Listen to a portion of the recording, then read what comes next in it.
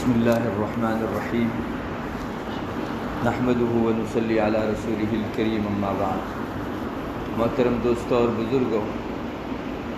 گزشتہ مجلس میں نے آپ حضرات کے سامنے یہ بات ذکر کی تھی کہ ہر قوم کا ملنے کا اپنا ایک طریقہ ہوتا ہے۔ اسلام نے دو مسلمان ملیں تو اس موقع کے اوپر مصافحہ کرنے کا طریقہ مشروع کیا ہے۔ شریعت کا یہ حصہ ہے کہ سلام کرو اور مصافحہ بھی کرو۔ جیسا کہ گزشتہ مجلس میں نے آپ کو یہ سنایا کہ تمہارے سلام کا تکمیلہ ہی یہ ہے کہ تم لوگ مصافحہ کرنے کے ساتھ سلام کرو۔ پھر یہ بھی میں نے سنایا تھا کہ سلام کرنے کے نتیجے میں اللہ تعالیٰ دونوں کے ہاتھ جدا ہوں اس سے پہلے دونوں کی مغفرت فرما دیتے ہیں۔ یہ اتنا بڑا انعام ہے اللہ تعالیٰ کا کہ آپ اور میں کسی بازار میں جا کر نہیں خرید سکتے۔ لوگ زندگی بھر توبہ کرتے رہیں، ان کو اس بات کا یقین نہیں کہ ہماری توبہ قبول بھی ہوئی یا نہیں، مغفرت ملی بھی یا نہیں، لیکن اعمال کے نتیجے میں اللہ تعالیٰ مغفرت عطا فرما دیتے ہیں۔ اور کتنا مختصر سا عمل، دو مسلمان ملنے کے موقع پر سلام کے ساتھ مصافحہ کریں، بس اتنا کر لیا، اللہ تعالیٰ کے یہاں ان کی مغفرت کر دی جاتی ہے۔ اور اللہ کو یہ عمل اتنا پسند ہے کہ ہاتھ ابھی جدا نہیں ہوتے اور اللہ کے یہاں سے فیصلہ مغفرت آ جاتا ہے۔ یہی مضمون اور روایتوں کے اندر بھی آیا ہے۔ حضرت براء ابن عازب رضی اللہ تعالیٰ عنہ کی حدیث ہے، نبی اکرم صلی اللہ علیہ وسلم کا اس طرح کا ارشاد نقل کرتے ہیں جس میں آپ نے فرمایا، جو آدمی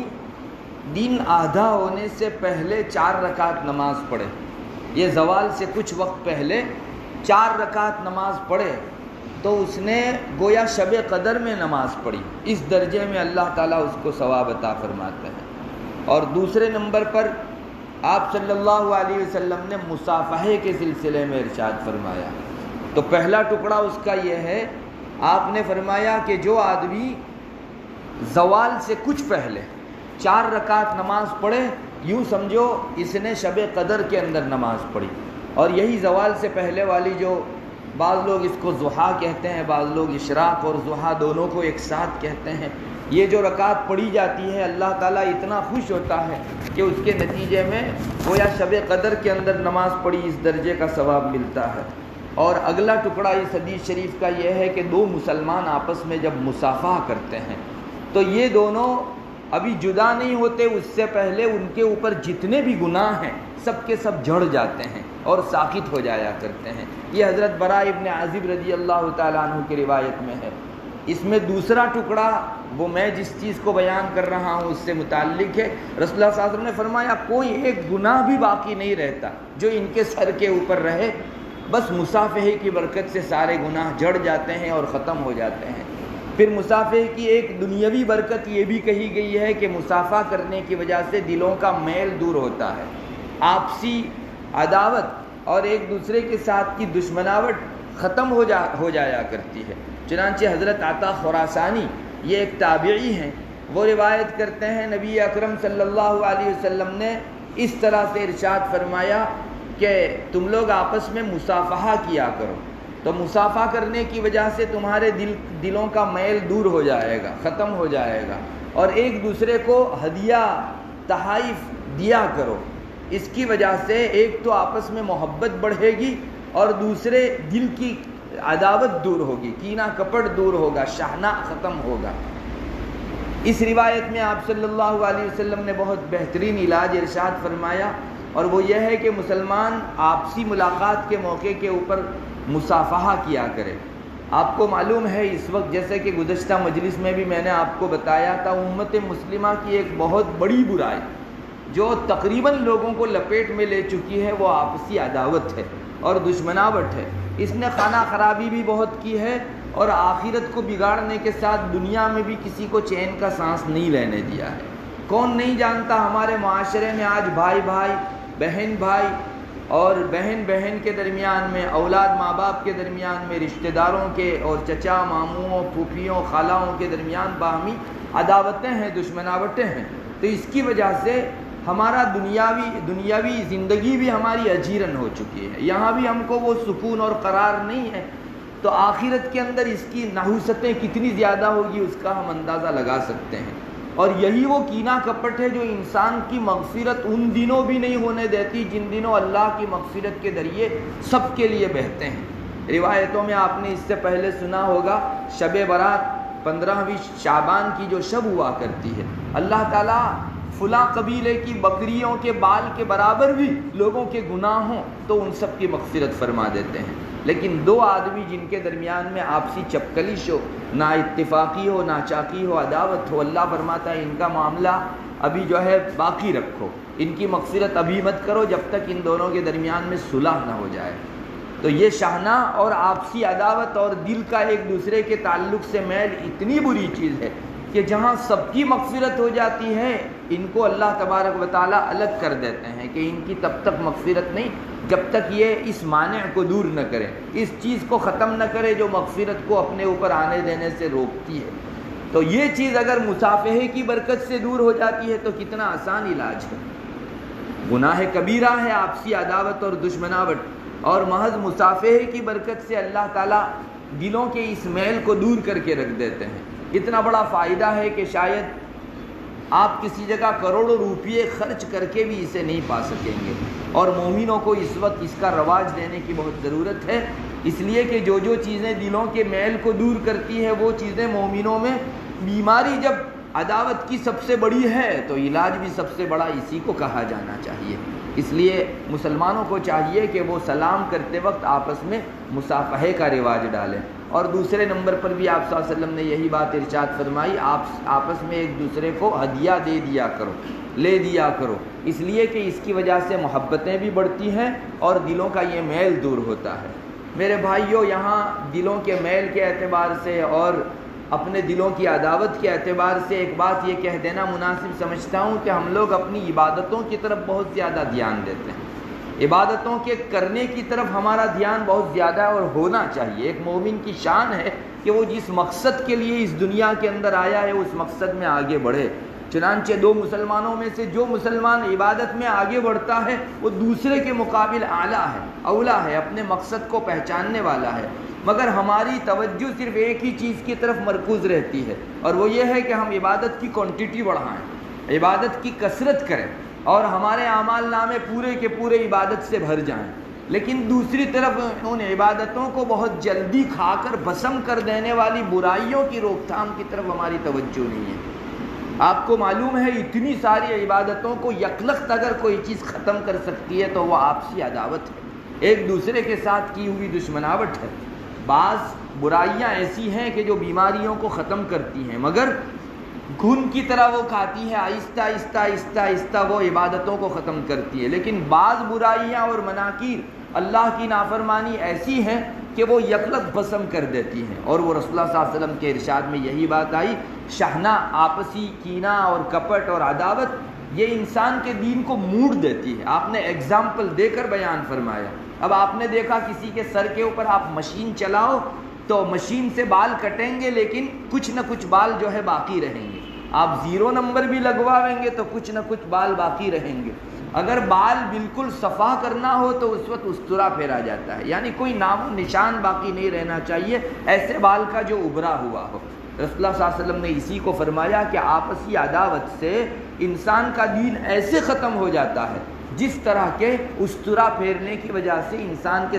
سر سے بال ختم ہو جاتے ہیں۔ اور آپ صلی اللہ علیہ وسلم نے یہ بھی آگے فرمایا کہ میں نہیں کہتا کہ انسان کے سر کو موڑ دیتی ہے یہ عداوت، بلکہ یہ انسان کے دین کو موڑ دینے والی چیز ہے۔ تو ہمیں چاہیے کہ ہم لوگ مصافحے کا سب سے زیادہ رواج اپنے درمیان ڈالیں۔ میں تو آپ کو آگے بڑھ کر یہاں تک کہوں گا کہ صوفیہ کے یہاں لوگ خانقاہ کے اندر اپنی اصلاح کروانے کے لیے جو جاتے ہیں وہ فائدہ انشاءاللہ مصافحے کی برکت سے بھی حاصل ہوگا۔ وہاں انسان کے دلوں کے رذائل دور ہوتے ہیں، اور دلوں کے اندر جو میل کچیل ہوتا ہے، حسد، کینہ، کپٹ، دشمناوٹ ہوتی ہے، ایک دوسرے کو تکلیف پہنچانے کا جو مادہ ہوتا ہے اس کو شیخ اپنے کمال کی وجہ سے خاص تربیت دے کر ختم کرتا ہے، پگھلاتا ہے اور ایسے اڑا دیتا ہے کہ سامنے والے آدمی کو پتہ بھی نہیں چلتا۔ یہ ایک شیخ کامل کی علامت ہے۔ جیسے دنیا کا ایک طبیب و حکیم انسان کے جسمانی امراض کو ایک ایک کر کے رخصت کر دیتا ہے اور ایسی دوائی دیتا ہے کہ سامنے والے کو محسوس بھی نہیں ہوتا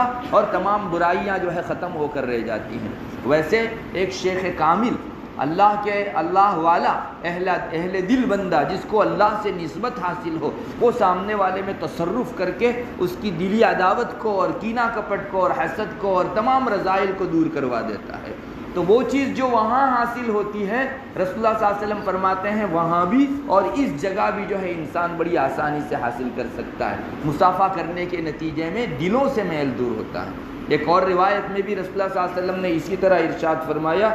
حضرت عبداللہ ابن عمر رضی اللہ تعالیٰ عنہما کی روایت ہے، فرماتے ہیں رسول اللہ صلی اللہ علیہ وسلم نے ارشاد فرمایا آپس میں مصافحہ کیا کرو، اس لیے کہ تمہارے دلوں کا میل اس سے دور ہوتا ہے۔ وہاں صاف عن قلوبکم، یہ آپ صلی اللہ علیہ وسلم نے ارشاد فرمایا، دل کا میل ختم ہو کر رہ جاتا ہے۔ تو ہمیں یہ چاہیے کہ ہم اس طرف توجہ کریں۔ اسلام چاہتا ہے کہ آپس میں محبت پھیلے، دشمناوٹ ختم ہو، اسی لیے مصافحہ کرتے وقت یا ملتے وقت جو آدمی خوش چہرہ ملتا ہے تو اس آدمی کو زیادہ اجر دیا جاتا ہے۔ یہ ملاقات اور مصافحہ یہ سب اس لیے مقصود ہے کہ ایک تو اسلامی تہذیب ہے، رسول اللہ صلی اللہ علیہ وسلم کی سنت اور اسلامی طریقہ ہے، اور تیسرے نمبر کے اوپر دلوں کی محبتوں کو قائم کرنے کا ایک ذریعہ ہے۔ اسی لیے دونوں مصافحہ کرتے ہیں، دونوں سلام کرتے ہیں، لیکن ان میں اللہ تبارک و تعالیٰ کے یہاں اجر و ثواب اسے زیادہ ملتا ہے جس نے پہل کی،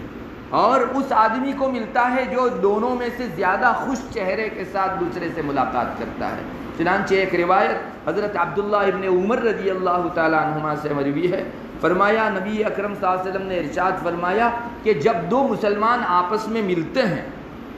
اور دونوں میں سے کوئی ایک دوسرے کو سلام کرتا ہے تو اللہ تبارک و تعالیٰ کے یہاں ان دونوں میں سب سے زیادہ پسندیدہ، سب سے زیادہ بہترین بندہ وہ قرار پاتا ہے جس کا چہرہ دونوں میں زیادہ خوش ہو، جو زیادہ پرتپاک، زیادہ خوش چہرے کے ساتھ دوسرے کے ساتھ ملے۔